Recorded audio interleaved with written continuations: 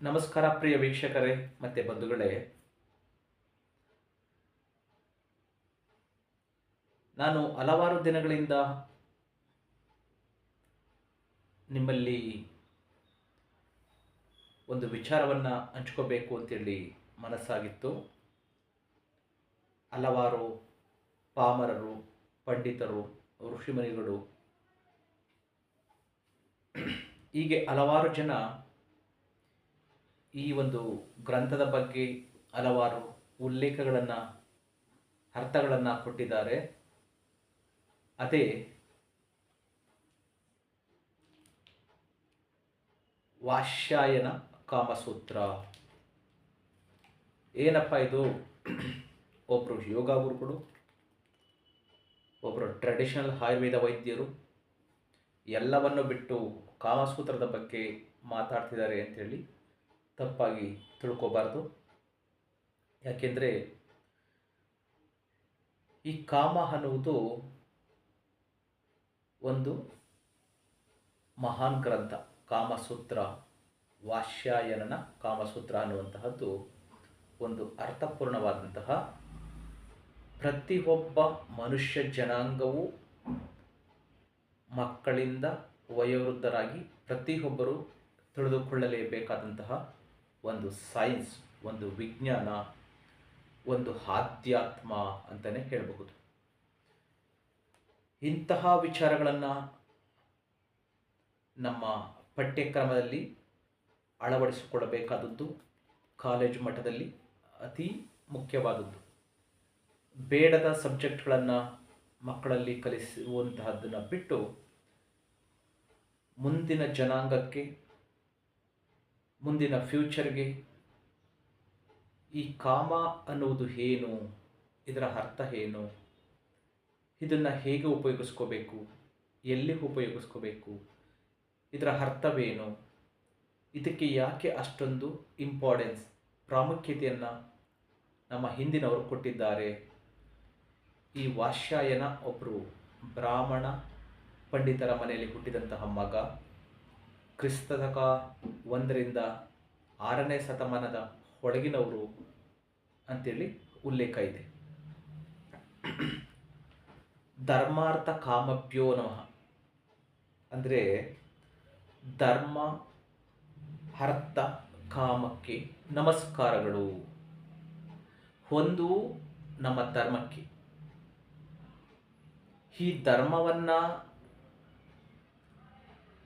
ಅರ್ಥೈಸಿಕೊಂಡು ಧರ್ಮ, ಅರ್ಥ, ಕಾಮ, ಮೋಕ್ಷ. ಧರ್ಮ, ಅಧರ್ಮವನ್ನು ಬಿಟ್ಟು ಮೋಸ, ದಗ, ವಂಚನೆ, ಅನ್ಯಾಯ, ಸುಲಿಗೆ ಇವೆಲ್ಲವನ್ನು ಬಿಟ್ಟು, ಸುಳ್ಳು ಇದೆಲ್ಲವನ್ನು ಬಿಟ್ಟು, ಅಧರ್ಮದ ದಾರಿಯನ್ನು ಬಿಟ್ಟು ಧರ್ಮದ ದಾರಿಯಲ್ಲಿ ನಡೆದಿದ್ದೇ ಆದರೆ, ಅಂದರೆ ಅರ್ಥಪೂರ್ಣವಾದ ಜೀವನವನ್ನು ನಾವು ನಡೆಸಿದ್ದೇ ಆದರೆ, ಅರ್ಥ ಆದ್ರೇನು?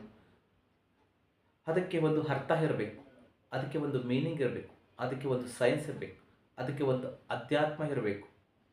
ಈ ರೀತಿ ಈ ಕಾಮವನ್ನು, ಈ ಕಾಮಶಾಸ್ತ್ರವನ್ನು ಪ್ರತಿಯೊಬ್ಬ ಮನುಕುಲವೂ ಕೂಡ ತಿಳಿದುಕೊಳ್ಳಬೇಕಾದಂತಹ ಮಹಾನ್ ಗ್ರಂಥ. ಇದರಲ್ಲಿ ನಾಚಿಕೆ, ಸಂಕೋಚ, ಮಡಿವಂತಿಕೆ ಅವಶ್ಯಕತೆ ಇಲ್ಲ. ಏಕೆಂದರೆ ಇದರ ಮಹತ್ವ ತಿಳ್ಕೊಂಡ್ರೆ, ನಾನು ತಿಳಿಸ್ತಾ ಹೋಗ್ತೀನಿ. ನೀವು ದಯಮಾಡಿ ಈ ಒಂದು ವಿಡಿಯೋವನ್ನು ಪೂರ್ತಿಯಾಗಿ ನೋಡಿ. ಇದು ಮಹಾನ್ ಗ್ರಂಥ. 1-2 ದಿನದಲ್ಲಿ ನಿಮಗೆ ಅರ್ಥ ಆಗುವಂತಹದ್ದಲ್ಲ. ಸಂಪೂರ್ಣವಾಗಿ ಈ ಎಲ್ಲ ವಿಡಿಯೋಗಳನ್ನು ಕೊನೆಯ ತನಕ ನೋಡಿ. ಆನಂತರ ಇದರ ಅರ್ಥ ನಿಮಗೆ ಗೊತ್ತಾಗ್ತದೆ. ಹಾಗಾಗಿ ಈ ರೀತಿ ಧರ್ಮ, ಅರ್ಥ, ಕಾಮಕ್ಕೆ ನಮಸ್ಕಾರಗಳು. ನಮ್ಮ ಹಿಂದಿನ ಸನಾತನ ಮಹಾನ್ ಯೋಗಿಗಳು, ವಿದ್ವಾಂಸರು, ಜ್ಞಾನಿಗಳು ಹಲವಾರು ದೇವಸ್ಥಾನಗಳಲ್ಲಿ ಈ ಕಾಮಸೂತ್ರದ ಹಲವಾರು ಕಾಮಕ್ಕೆ ಸಂಬಂಧಪಟ್ಟ ಭಂಗಿ ಇರುವಂತಹ ನೀವು ವಿಗ್ರಹಗಳನ್ನು ಹಳೆಯ ದೇವಸ್ಥಾನಗಳಲ್ಲಿ ನೋಡಬಹುದು. ಇದು ನಮ್ಮ ಭಾರತದಾದ್ಯಂತ ಎಲ್ಲ ಪುರಾತನ ದೇವಸ್ಥಾನಗಳಲ್ಲಿ ಸೊ ಆ ಗೋಪುರಗಳ ಮೇಲೆ, ಆ ಚಾವಡಿಗಳ ಮೇಲೆ, ಕಲ್ಲಿನ ಕಂಬಗಳ ಮೇಲೆ, ಸೊ ಪ್ರಾಂಗಣದಲ್ಲಿ ಇಂತಹದ್ದನ್ನು ನೀವು ನೋಡಬಹುದು. ಅದು ಯಾವ್ಯಾವ ದೇವಸ್ಥಾನಗಳು ಅಂತ ಆಲ್ರೆಡಿ ನೀವೆಲ್ಲ ನೋಡಿದ್ದೀರಿ. ಸೊ ಹಾಗಾಗಿ ಬೇಲೂರು ಇರಬಹುದು, ಹಳೆಬೇಲೂರು ಇರಬಹುದು, ಸೋಮನಾಥಪುರ ಇರಬಹುದು, ಅಥವಾ ಮೇಲುಕೋಟೆ ದೇವಸ್ಥಾನ ಇರಬಹುದು, ನಂಜನಗೂಡು ಇರಬಹುದು, ಹೀಗೆ ಸಾವಿರಾರು ದೇವಸ್ಥಾನಗಳ ಮೇಲೆ ಯಾಕೆ ಆ ಗೋಪುರಗಳಲ್ಲಿ ಅದಕ್ಕೆ ಅಷ್ಟೊಂದು ಪ್ರಾಮುಖ್ಯತೆ ಕೊಟ್ಟಿದ್ದಾರೆ ಅನ್ನೋದನ್ನು ಈ ಗ್ರಂಥ ಹೇಳ್ತಾ ಹೋಗ್ತದೆ. ಇಂತಹ ಒಂದು ಧರ್ಮ, ಅರ್ಥ, ಕಾಮ ಇದು ಮೂರನ್ನ ಧರ್ಮವಾಗಿ ನಾವು ಮನುಷ್ಯನಾದವರು ನಡ್ಕೊಂಡದ್ದೇ ಆದರೆ ಮೋಕ್ಷ ಸಿಗುತ್ತದೆ ಅನ್ನೋದು ಇದರ ಅರ್ಥ. ಒಬ್ಬ ಮನುಷ್ಯನಿಗೆ ಮೋಕ್ಷ ಸಿಗಬೇಕು ಅಂದರೆ ಧರ್ಮವಾಗಿರಬೇಕು, ಅದಕ್ಕೆ ಒಂದು ಅರ್ಥ ಇರಬೇಕು, ಅಲ್ಲಿ ಕಾಮನೂ ಕೂಡ ಇರಬೇಕು, ಅದು ಕೂಡ ಧರ್ಮವಾಗಿರಬೇಕು, ಅಧರ್ಮವಾಗಿ ಇರಬಾರದು. ಇದೆಲ್ಲವನ್ನು ನಾವು ಸರಿಯಾದ ರೀತಿಯಲ್ಲಿ ಶಾಸ್ತ್ರಗಳು ಹೇಳಿದ ರೀತಿಯಲ್ಲಿ ನಾವು ಅದನ್ನು ಪಾಲಿಸ್ಕೊಂಡು ಬಂದರೆ ನಮ್ಮ ಮುಂದಿನ ಪೀಳಿಗೆನೂ ಕೂಡ ಇದನ್ನು ತಿಳ್ಕೊಂಡ್ರೆ ಮೋಕ್ಷವನ್ನು ಸುಲಭವಾಗಿ ಪಡಿಬಹುದು ಅನ್ನೋದು ಇದರ ಅರ್ಥ.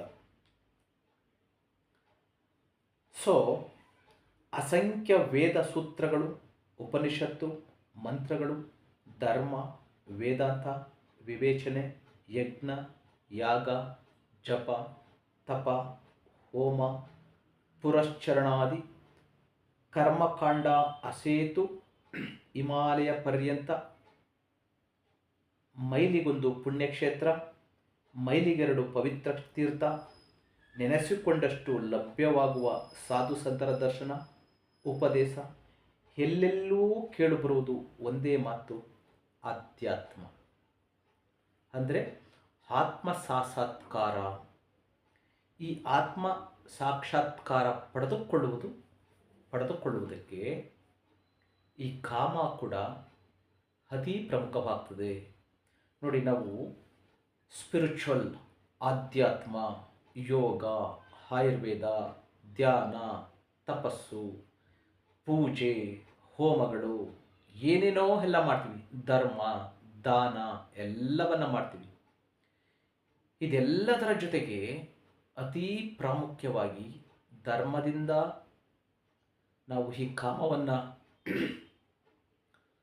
ಪರಿಪಾಲನೆ ಮಾಡಿದ್ದೇ ಆದರೆ ಇದರಿಂದನೂ ಕೂಡ ಸುಲಭವಾಗಿ ಮೋಕ್ಷ ಸಿಗುತ್ತದೆ ಅನ್ನುವುದು ಈ ಒಂದು ಗ್ರಂಥದ ವಿವರಣೆ. ಅದೇನು ಅಂತ ನೋಡ್ತಾ ಹೋಗೋಣ.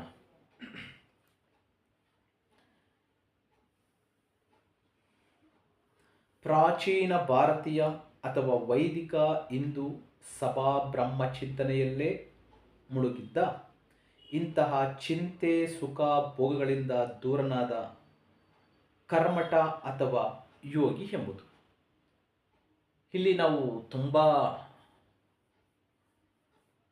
ಮಠ, ಮಾನ್ಯ, ಜಂಗಮ, ಗುರು, ಯೋಗಿಗಳು ಇವರೆಲ್ಲರೂ ಪರಿಪೂರ್ಣರಾಗಬೇಕು ಅಂದರೆ ಅರ್ಥಪೂರ್ಣವಾದ, ಧರ್ಮಪೂರ್ಣವಾದ ಈ ಕಾಮವನ್ನು ಸರಿಯಾಗಿ ತಿಳ್ಕೋಬೇಕು. ಕಾಮ ಅಂದ ತಕ್ಷಣ ಅದು ಒಲಸು, ಅದನ್ನು ಪಬ್ಲಿಕ್ಕಲ್ಲಿ ಮಾತಾಡಬಾರ್ದು, ಮಾತಾಡುವಂತಹವನು ನೀಚ, ಸೊ ಕೆಟ್ಟವನು, ಇದು ಒಂದು ಮಡಿವಂತಿಕೆ, ಇದು ಯಾರ ಹತ್ರನೂ ಶೇರ್ ಮಾಡದೇ ಇರುವಂತಹದ್ದು, ಮಾತಾಡದೇ ಇರುವಂತಹ ವಿಚಾರಗಳು ಅಂತ ತಪ್ಪಾಗಿ ತಾವುಗಳು ಯಾರು ಭಾವಿಸಬಾರ್ದು. ಈ ಭಾವನೆ ಸತ್ಯಕ್ಕೆ ದೂರವಾದದ್ದು. ಈ ನಾಡಿನಲ್ಲಿ ಧರ್ಮಕ್ಕೆ ಯಾವ ಸ್ಥಾನವಿತ್ತೋ ಲೌಕಿಕ ಸುಖಾನುಭವಗಳಿಗೆ ಕಾರಣವಾದ ಅರ್ಥಕಾಮಗಳಿಗೂ ಅಷ್ಟೇ ಪ್ರಶಸ್ತ್ಯವಾದ ಸ್ಥಾನವಿತ್ತು ಅಂತೇಳಿ ಈ ಗ್ರಂಥ ಹೇಳ್ತಾ ಇದೆ. ಒಬ್ಬ ಹ್ಯೂಮನ್ ಬೀಯಿಂಗ್ನಲ್ಲಿ, ಮನುಷ್ಯನಿಗೆ ಇದು ಎಷ್ಟು ಪ್ರಾಮುಖ್ಯ ಅನ್ನುವುದನ್ನು ಈ ಗ್ರಂಥ ಹೇಳ್ತಾ ಇದೆ. ಈ ಮೂರು ಸಮಾನವಾದ ಪೀಠದಲ್ಲಿ ವಿರಾಜಿಸುವ ಜೀವನೋದ್ದೇಶಗಳ್ಯಾವ್ಯಾವು? ಕೇವಲ ಆಧ್ಯಾತ್ಮವಲ್ಲದ ಸಾಹಿತ್ಯ. ಋಗ್ವೇದದಲ್ಲಿ ಯಜ್ಞ, ಯಾಗಾದಿ ಕರ್ಮ ಪ್ರಧಾನವಾದ ಯಜುರ್ವೇದದಲ್ಲಿ ನೋಡಿ, ಇದು ವೇದ ಪುರಾಣ ಉಪನಿಷತ್ತುಗಳು ಕೂಡ ಇದರ ಉಲ್ಲೇಖ ಇದೆ. ಹಾಗೆ ನಾವ್ಯಾರು ಅದನ್ನು ತಪ್ಪಾಗಿ ತಿಳ್ಕೋಬಾರದು, ಅಪಹರ್ಥ ಮಾಡ್ಕೋಬಾರದು. ವೇದಾಂತ ಬೋಧಕವಾದ ಉಪನಿಷತ್ತಿನಲ್ಲಿ, ಭಾರತ ಪುರಾಣಾದಿ ಗ್ರಂಥಗಳಲ್ಲಿ, ತಂತ್ರ ಕಲೆಗಳಲ್ಲಿ, ಕಾವ್ಯ ನಾಟಕಾದಿ ಸಾಹಿತ್ಯದಲ್ಲಿ ಸಾಕು ಬೇಕಾದಷ್ಟು ಹರಡಿಕೊಂಡಿದೆ ಅಂತೇಳಿ ಈ ಗ್ರಂಥ ಹೇಳ್ತಾ ಇದೆ. ಕಾಡು ಮೇಡುಗಳಲ್ಲಿ ಜನಸಂಚಾರವಿಲ್ಲದಂತಹ ಏಕಾಂತದಲ್ಲಿ 3 ಹೊತ್ತು ಮೂಗು ಹಿಡಿದು ಕುಳಿತು ಜಡಭಾರತ ನೆನೆಸಿಕೊಂಡವರು ಸಹ ಲೌಕಿಕ ಸುಖ ಭೋಗಗಳನ್ನು ತ್ಯಜಿಸಿರಲಿಲ್ಲ. ಹೀಗೆ ತ್ಯಜಿಸ ಬಯಸಿದವರನ್ನು ಲೌಕಿಕ ಸುಖಾನುಭೋಗಕ್ಕೆ ಸೆಳೆಯಲು ದೇವತೆಗಳು ಸದಾ ಹೊಂಚು ಕಾಯುತ್ತಿದ್ದ ನಿದರ್ಶನಗಳು ನಮ್ಮ ಪುರಾಣ ಇತಿಹಾಸಗಳಲ್ಲಿ ಉಂಟು. ಹಲವಾರು ಮಹರ್ಷಿಗಳು, ದೇವರ್ಷಿಗಳು, ಸಾಧು ಸಂತರು, ಮಹಾಪುರುಷರನ್ನೇ ಅವರಿಗೆ ಈ ಕಾಮವನ್ನು ಅರ್ಥ ಮಾಡಿಸುವುದಕ್ಕೋಸ್ಕರ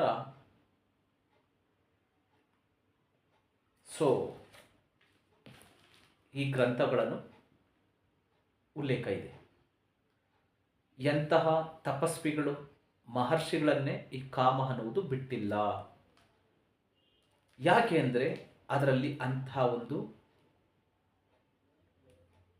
ತಿಳಿದುಕೊಳ್ಳಬೇಕಾದಂತಹ, ಪಾಲಿಸಬೇಕಾದಂತಹ it's very very important subject ಈ ಕಾಮಸೂತ್ರ. ತಪಸ್ಸಿನ ಗುರಿಯೇ ಯಜ್ಞ ಯಾಗಾದಿಗಳ ಉದ್ದೇಶವೇ ಭೋಗಾಭಿಲಾಸೆ. ಯಾವುದೇ ಒಬ್ಬ ಮನುಷ್ಯ ತಪಸ್ಸು, ಯೋಗ, ಯಜ್ಞ, ಪೂಜೆಗಳನ್ನು ಮಾಡ್ತಾನೆ ಅಂದರೆ ಅದರ ಉದ್ದೇಶ ಯೋಗಾಭಿಲಾಸೆ ಅಲ್ಲ, ಭೋಗಾಭಿಲಾಸೆ. ಇಲ್ಲಿ ಯೋಗನೇ ಬೇರೆ, ಭೋಗನೇ ಬೇರೆ. ವೈದಿಕ ಋಷಿಗಳೇ ಆಗಲಿ, ಎಲ್ಲ ಬಗೆಯ ಕಾಮ ಭೋಗಗಳನ್ನು ಅನುಭವಿಸುತ್ತಲೇ ಇದ್ದ ಚಕ್ರವರ್ತಿಗಳೇ ಆಗಲಿ, ಇಹದಲ್ಲಿ ಪತ್ನಿ, ಪುತ್ರರು, ರಾಜ್ಯ, ಗೋವು, ಅಧಿಕಾರ, ಶಕ್ತಿಗಳನ್ನು ಬಯಸಿಯೇ ತಪಸ್ಸು ಮಾಡುತ್ತಿದ್ದರು, ಯಜ್ಞಗಳನ್ನು ಮಾಡುತ್ತಿದ್ದರು, ದೀರ್ಘಾಯುಷ್ಯನ ಪಡೆಯುತ್ತಿದ್ದರು, ನಿರೋಗಿಗಳಾಗುತ್ತಿದ್ದರು. ಅನ್ನ, ಸ್ತ್ರೀ, ಸೋಮ, ಶತ್ರು ನಿಗ್ರಹ, ಶಾಪಾನುಗ್ರಹ, ಶಕ್ತಿಯ ರೂಪದಲ್ಲಿ ದೇವತಾನುಗ್ರಹವನ್ನು ಪಡೆಯಲು ಸತತವಾಗಿ ಶ್ರಮಿಸುತ್ತಿದ್ದರು. ಪರದಲ್ಲಾದರೋ ಎಂಬ ಹಸಿವಿನ ಚಿಂತೆ ಇಲ್ಲದಂತೆ ಮಾಡುವ ಅಮೃತಪಾನ, ಗಾಂಧರ್ವಗಾನ, ಅಪ್ಸರ ನೃತ್ಯ ಮತ್ತು ಕೊನೆ ಮೊದಲಿಲ್ಲದ ಭೋಗ, ಆಧ್ಯಾತ್ಮ ಸಾಧನೆಯಲ್ಲಿ ಎಷ್ಟು ಆಸಕ್ತರಾಗಿದ್ದರೋ ಲೌಕಿಕ ಸುಖಾನುಭವದಲ್ಲೂ ಅಷ್ಟೇ ಆಸಕ್ತರಾಗಿದ್ದರು ಇವರುಗಳೆಲ್ಲ. ಜೂಜು, ಕುಡಿತ ಮತ್ತು ಹೆಣ್ಣು ಎಂದು ನಿಷೇಧ ಆಗಿರಲಿಲ್ಲ. ಪ್ರಾಚೀನ ಭಾರತೀಯರು ಕೇವಲ ವಿರಕ್ತರು, ಪರಲೋಕ ಚಿಂತಕರು ಅಷ್ಟೇ ಆಗಿರಲಿಲ್ಲ. ಧರ್ಮ, ಅರ್ಥ, ಕಾಮಗಳು 3 ಒಂದೇ ಸಿಂಹಾಸನದ ಮೇಲೆ ರಾರಾಜಿಸುತ್ತಿದ್ದವು.